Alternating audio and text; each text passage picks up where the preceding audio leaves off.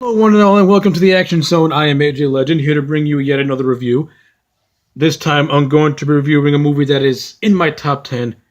Been one of my all time favorite movies since the day I saw it, probably when I was like 5 or 6, whatever. And that movie is The Crow, starring Brendan Lee, directed by Alex Poyes, and also includes a solid supporting cast, which includes Ernie Hudson, Winston, Tony Candyman Todd, Michael fucking Wincott, Michael Massey, and of course David Patrick Kelly.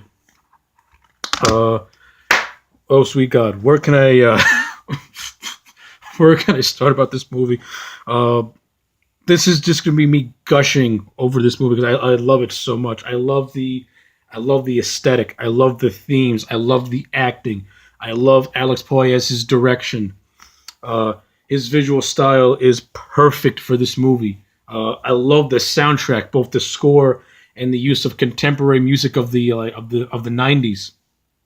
Uh, it all brings the movie. It all brings the world that this movie's trying to create and gives it such personality, gives it such character, such life, which is ironic because the Crow, Eric Draven, is essentially dead. He is dead, but he comes back to life through the powers of the Crow to get revenge for himself and his girlfriend for a year prior to, because a year before his resurrection, they were brutally raped. Shelley was brutally raped and murdered, and he was just flat out murdered and thrown out a window.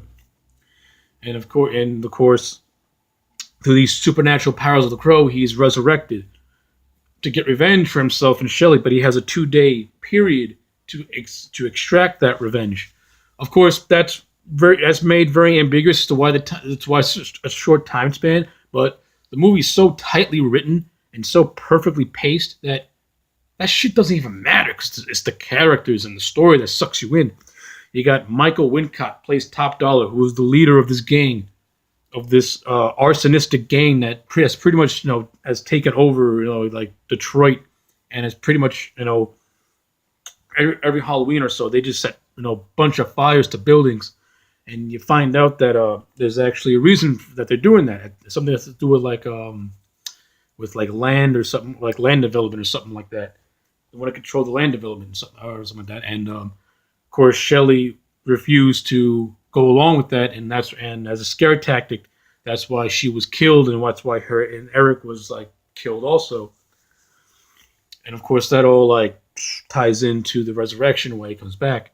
It was all orchestrated by Michael Wincott's Top Dollar, and of course, Top Dollar is a cool slash and a very interesting villain. Like you don't know a whole lot about him, but through the dialogue pieces that he says, you kind of get a feeling of like you kind of get like glimpses of his history, and you're like, there's a lot of mysterious, there's a lot of interesting things about this guy. Maybe you kind of wonder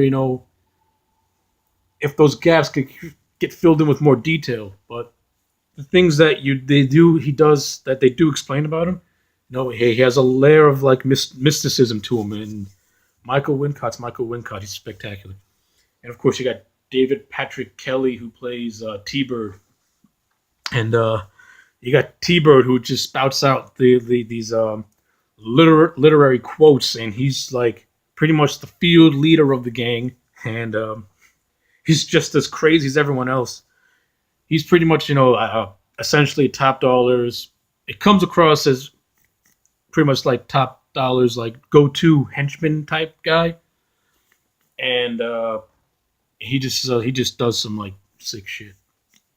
And of course, you got Tony Todd who plays Grange, who is essentially Top Dollar's right hand man, and it's Tony Todd, so he puts in a fun performance. I just love seeing Tony Todd in movies.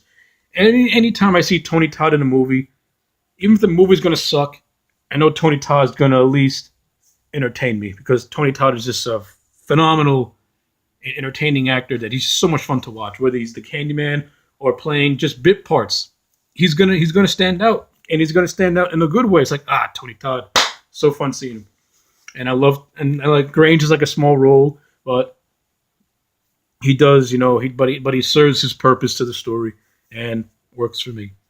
Um, we got Angel Medina who plays Skank. Skank is like Skank is pretty much like this speedhead. Like he talks at a mile a minute, and aside from the drug that he takes, he talks at a mile a minute, and a lot of the shit that he says is unintentionally funny. He has a couple of funny lines where he's like, "I feel like a struggling worm on a hook," and then Wincott's like, "Ah, you feel like a struggling worm on a fucking hook. Yeah, I bet your mama's real proud of you." I just love I just love Michael Wincott in this movie. He's so good, especially when he's like doing stuff like that, and the interactions he has with everyone and the things he says is hilarious. I'll go back to Michael Wincott. I keep going back to Michael Wincott because aside from Brendan Lee, Michael Wincott is my second favorite actor in this movie, and if Michael Wincott was not in this movie, I don't even want to imagine who could they gotten to play the villain, because I can't picture no one else but Michael Wincott as top dollar. But going back to Skank, yeah, he has like a lot of funny shit. And there's this one scene where there's this one part where he steals this car, and the car keeps like, and he's like driving so fast the car keeps like losing control, and he's like, "God damn these foreign cars!" It's like hysterical. I love it. Then you got Tintin, who I forgot the actor's name. Damn it. But Tintin is like this. The Tintin is like this knives expert, and he and the Crow have a nice little funny scene when they first meet up. So they're like in an alley, and there's trash can fire that's like separating them two. And Tintin says, along the line, sees the Crow for the first time. He's like, "Halloween into mañana," and then they start throwing knives at each other, and that's a pretty cool scene.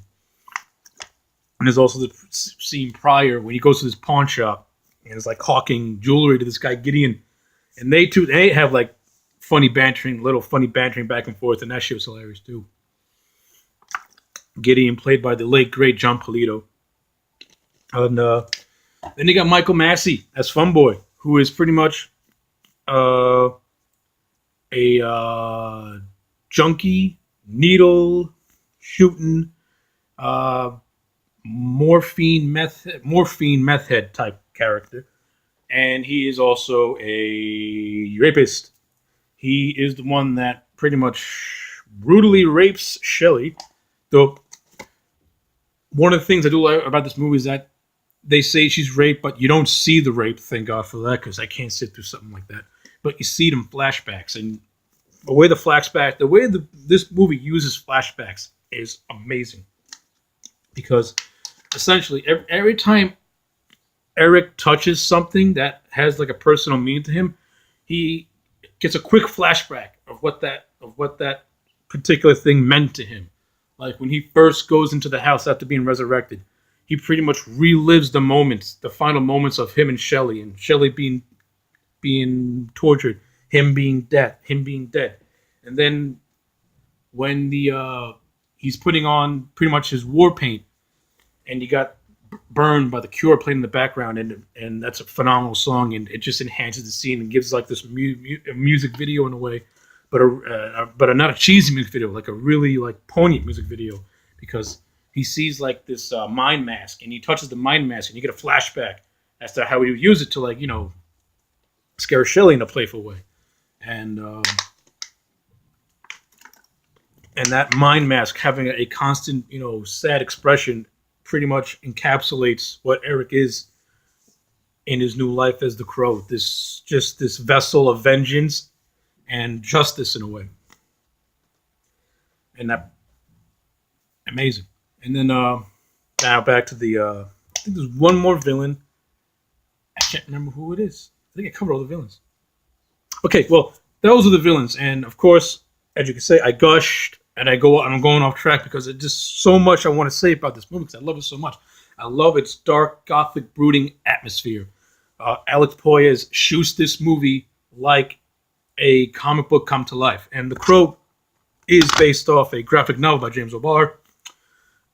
I want to read it. I still have not read it. I still have not read that, which is really annoying me. Eventually I'm going to get to it.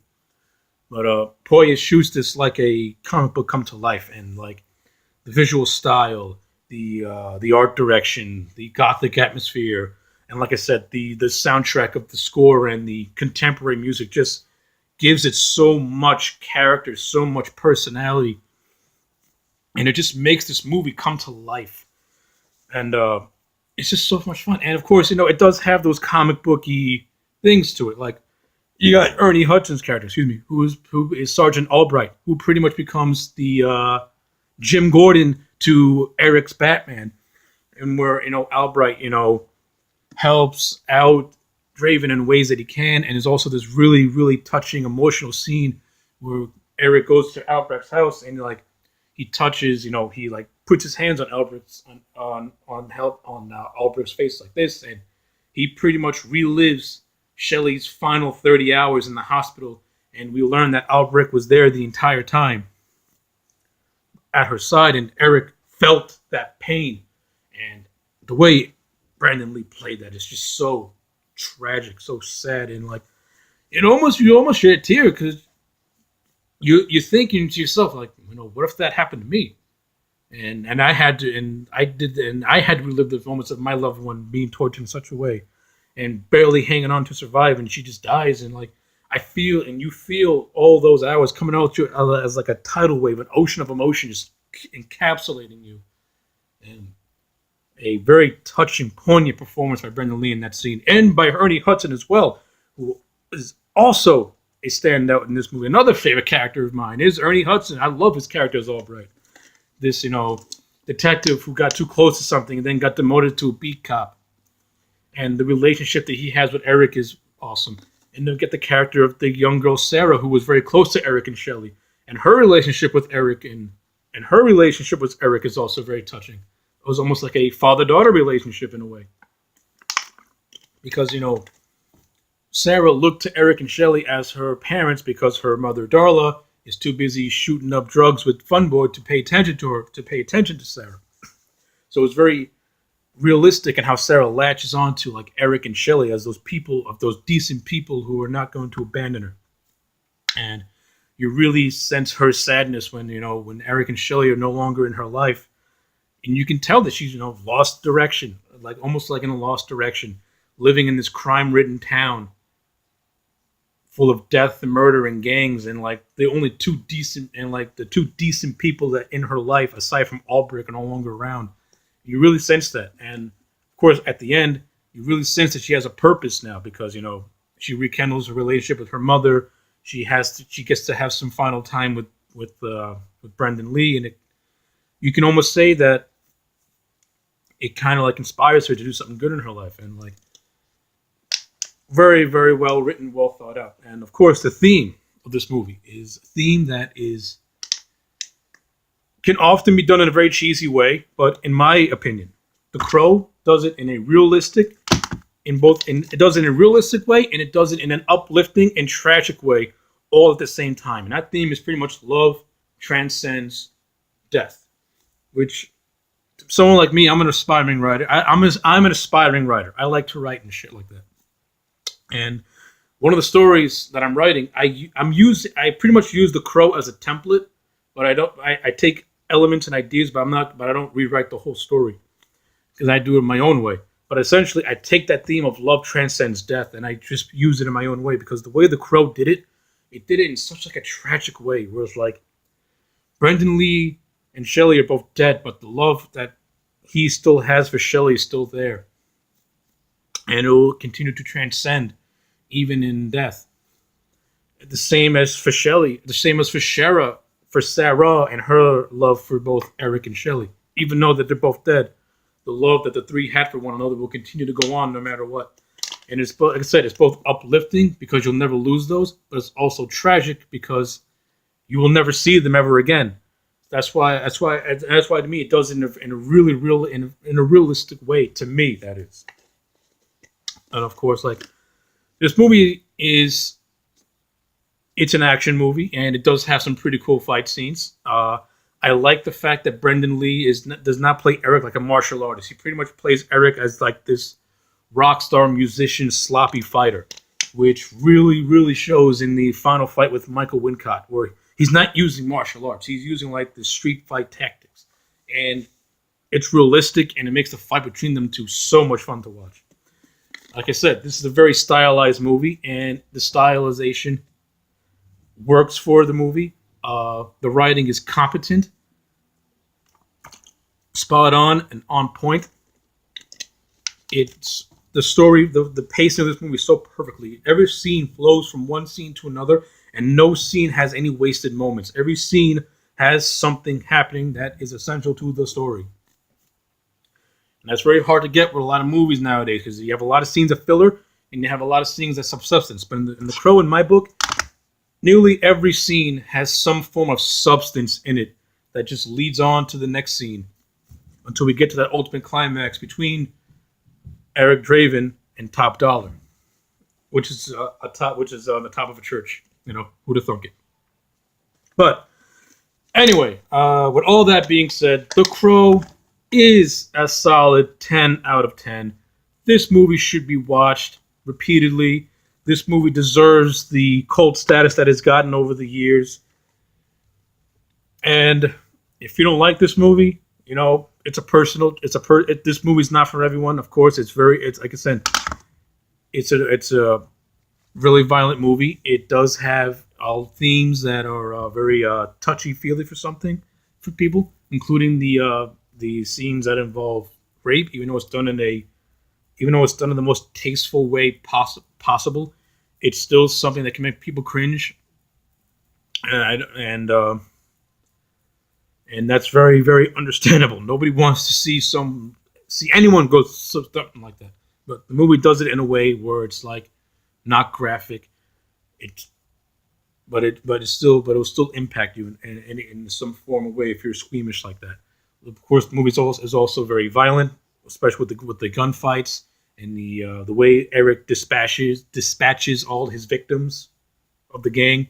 Like, you know, he stabs, you know, even though you don't see him like do a whole lot of things, but it's implied in the aftermath. Like, we see Tintin with like a bunch of knives in his chest. We see Funboy with pretty much a bunch of needles filled with morphine just piercing to his heart. We see T-Bird pretty much get duct taped to his car, and the car pretty much like skids off a pier and explodes. We see him throw Skank out of a window. We see him push Top Dollar off the roof, and his head pretty much is impaled on the spikes of horns of gargoyles. So like, this movie's bloody, it's intense, but at the same time, it's beautiful in a way, and its gothic beauty enhances the experience, which is why this movie gets a 10 out of 10. Of course, you know, Brandon Lee tragically died during the production of this movie, and this would be his final role. And if only he was alive to have reaped the benefits, he could have been a megastar, because this was his standout performance. And this will always be proudly featured in my collection and in my viewing catalog until the day that I no longer walk this earth, because this movie has played a huge impact in the way that I view life and in the way that I write my own stories. I owe everything to The Crow. So, with all that being said, my name is AJ Legend. Like, comment, and subscribe, and I will see you again next time.